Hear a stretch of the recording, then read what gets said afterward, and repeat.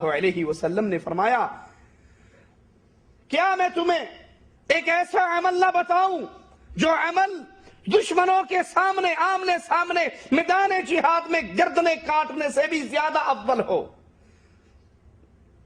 جہاد سے افضل اور کون سا عمل ہو سکتا ہے؟ صحابہ کہتے ہیں یا رسول اللہ صلی اللہ علیہ وسلم ایسا عمل جو دشمن مجھے قتل کرے میں دشمن کو قتل کروں میدان جہاد برپا ہو، اس سے بھی افضل بتائیے وہ عمل کون سا ہے؟ فرمایا تمہاری زبان ہمیشہ اللہ کے ذکر میں تر رہے۔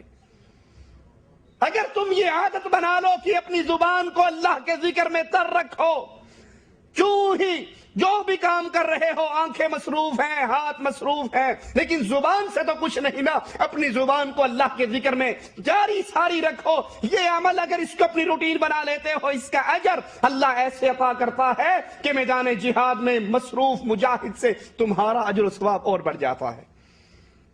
حضرت حارث فرماتے ہیں کہ رسول اللہ صلی اللہ علیہ وسلم نے فرمایا کہ میں بھی تمہیں 5 چیزوں کا حکم دیتا ہوں جن کا اللہ نے مجھے حکم دیا ہے۔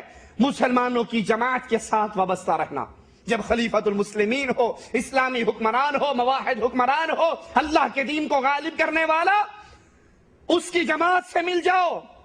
یہاں اس سے مراد اپنی بنائی ہوئی جماعتیں نہیں ہیں کہ یہ فلاں جماعت ہے، یہ فلاں جماعت ہے، یہ فلاں جماعت ہے، اپنے اپنے گروپ بنا کے نہیں، اس جماعت سے مراد مسلمانوں کی جماعت، خلیفۃ المسلمین، اسلامی حکمران جس کے ہاتھ میں امر ہے، جو تمہاری حفاظت کرتا ہے، جس کے ہاتھ میں تم بیعت کرتے ہو اور اس بیعت کے بدلے میں تمہاری عزت، زندگی، مال کا وہ محافظ بن جاتا ہے۔ تو مسلمانوں کی جماعت سے مل کے رہو، انتشار پیدا نہ کرو، خروج نہ کرو امام پر، بلکہ اپنے امام کے ساتھ جڑ کر رہو۔ امیر کی بات سننے، اس کی اطاعت کرنے، اللہ کے راستے میں ہجرت کرنے، اللہ کے راستے میں جہاد کرنے کا حکم دیتا ہوں، کیونکہ جو شخص جماعت سے ایک بالش پیچھے ہٹتا ہے، ایک بالش دور ہٹتا ہے اور وہ مر جائے تو اس کی موت جہالت کی موت ہے۔ اس سے مراد کیا ہے؟ اسلامی حکمران، مواحد حکمران، اللہ کے دین کا محافظ حکمران، اللہ کے دین کو قائم کرنے والا، نماز کو قائم کرنے والا، توحید کو غالب کرنے والا، اس مسلمان حکمران سے، اس مسلمان جماعت سے جڑے رہو۔ جب تک وہ اللہ کی توحید پر قائم رہے، جب تک وہ نماز کے نظام پہ قائم رہے، تم اس کے ساتھ قائم رہو، ان سے پیچھے نہ ہٹو۔ اور اگر تم ان جماعت سے الگ ہٹو گے، اہل ایمان کی جماعت کو چھوڑو گے، ایک بالش بھی پیچھے ہٹ کے اگر تمہاری موت واقع ہو جاتی ہے تو یہ موت جہالت کی موت ہے۔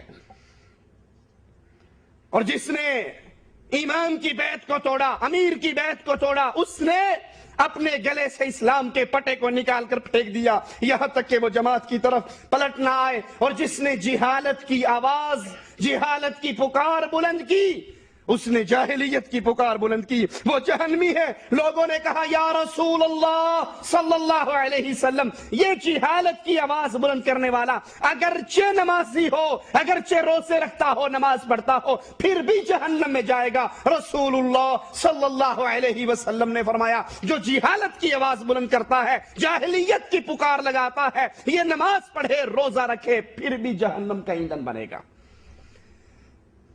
یہ اہل ایمان کے طریقے پہ نہیں ہے، یہ جاہلیت کے طریقے پر ہے۔ اور اپنے آپ کو مسلمان سمجھتا ہے تو سمجھتا رہے، اگر اس نے جاہلیت کی پکار بلند کی، یہ اہل ایمان سے نکل جاتا ہے، تو مسلمانوں کو انہی ناموں سے پکارو جن ناموں سے اللہ عز و جل نے انہیں موسوم کیا ہے، یعنی مسلمان، مومن، عباد اللہ، یہ مسلمانوں کے پیارے پیارے نام ہے۔ تم بھی مسلمانوں کو جب پکارو انہی ناموں سے پکارو۔ صحیح بخاری میں ہے، رسول اللہ صلی اللہ علیہ وسلم نے فرمایا جو جماعت سے بالش بھر بھی جدا ہوا اور اسی حال میں مر گیا، اس کی موت جاہلیت کی موت ہے۔ کیا مراد؟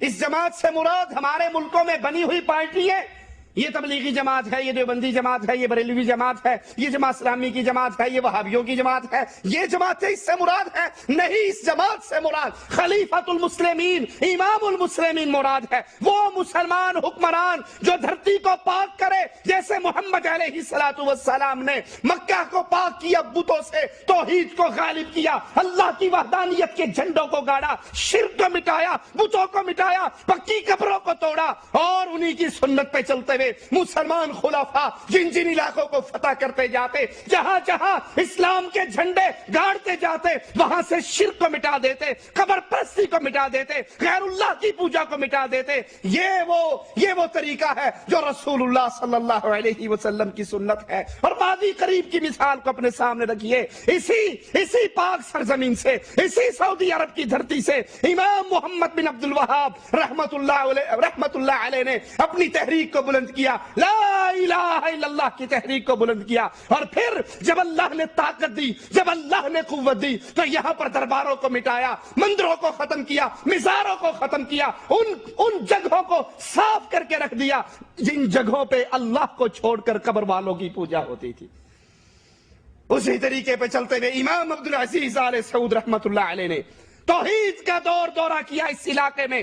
قبروں سے پاک، شرک سے پاک جائیے، پوری دنیا کو گھوم لیجئے، پوری دنیا کی سیر کر لیجئے، ایسی دھرتی آپ کو سعودیہ کے علاوہ نظر نہیں آئے گی جہاں پہ یا اللہ کی مسجدیں ہیں، یا بیت اللہ شریف ہے، یا مسجد رسول ہے، اللہ کی مساجد ہے۔ زمین جب بھی جھکتی ہے، پیشانی جب بھی خاک آلود ہوتی ہے، وہ عرش والے رب کے سامنے ہوتی ہے، گھوڑے شاہ کی قبر پر سجدہ نہیں ہوتا۔ یہ وہ امام ہے، یہ وہ مسلمان جماعت ہے جو اللہ کی توحید کو غالب کرے، لا الہ الا اللہ کو قائم کرے، نماز کے نظام کو قائم کرے۔ پھر اللہ کے نبی علیہ الصلوۃ والسلام فرماتے ہیں جو ان سے ایک بالش پیچھے ہٹے گا وہ جاہلیت کی موت مرے گا۔ صحیح بخاری و مسلم میں ہے، رسول اللہ صلی اللہ علیہ وسلم نے فرمایا کیا جاہلیت کی پکار بلند کی جا رہی ہے اور میں تمہارے درمیان موجود ہوں، میں موجود ہوں۔ اور انصاری اور مہاجر صحابہ کے اختلاف پہ کسی نے کہا انصاریوں کی مدد کرو، کسی نے کہا مہاجروں کی مدد کرو۔ اللہ کے نبی صلی اللہ علیہ وسلم نے فرمایا میں تمہارے درمیان موجود ہوں اور تم جاہلیت کی آواز لگا رہے ہو۔ شیخ الاسلام ابن تیمیہ رحمہ اللہ فرماتے ہیں اسلام اور قرآن کے دعوے سے خارج ہر چیز آواز لگائی جائے گی تو اسلام کی، آواز لگائی جائے گی تو قرآن کی، پکارا جائے گا تو مسلمانوں کو۔ اگر اس دعوے کے علاوہ کسی اور چیز کی آواز لگائی جائے، وہ نسب اور حسب، قوم اور وطن کی آواز ہو، وہ برادری اسم کی آواز ہو، تو یہ جاہلیت کی پکار ہے۔ اگر آپ ٹھنڈے دل سے اپنے اپنے علاقوں پر نظر دوڑائیں، آپ کو نظر آئے گا آج مسلمانوں میں جاہلیت کی آواز کتنی بلند ہے۔ کہیں پہ پنجابی کی قوم کا نعرہ، کہیں پہ سندھی اور پنجابی کی لڑائی، کہیں پہ پٹھان اور بلوچی کی لڑائی۔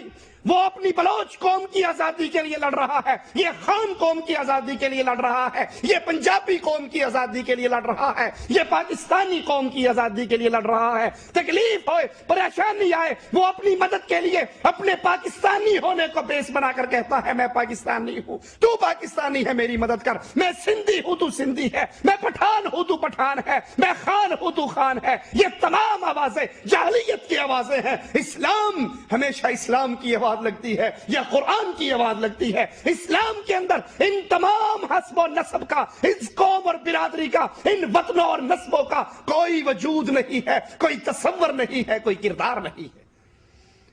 اگر کوئی لا الہ الا اللہ پڑھ لے، وہ حبشہ کا ہو، وہ فارس کا ہو، وہ روم کا ہو، وہ ہند کا ہو، وہ عرب کا ہو، وہ عجم کا ہو، وہ مسلمان قوم میں شامل ہو جاتا ہے۔ اگر وہ کلمہ پڑھنے کے بعد پھر کسی اور وطن کی، کسی اور قوم کی آواز لگاتا ہے تو یہ آواز لگانا جاہلیت کی آواز ہے۔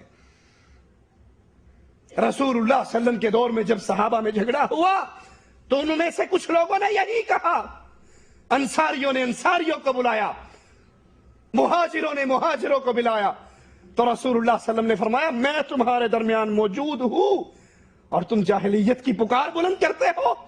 آج بھی اپنے اپنے معاشرے پہ نگاہ دوڑائیے اور اپنے ہاتھ کو کھینچیے اس گمراہ ترین عقیدے سے۔ یہ جاہلیت کا عقیدہ ہے، یہ قوم پرستی، یہ وطن پرستی، یہ اسلام کا طریقہ نہیں ہے۔ اسلام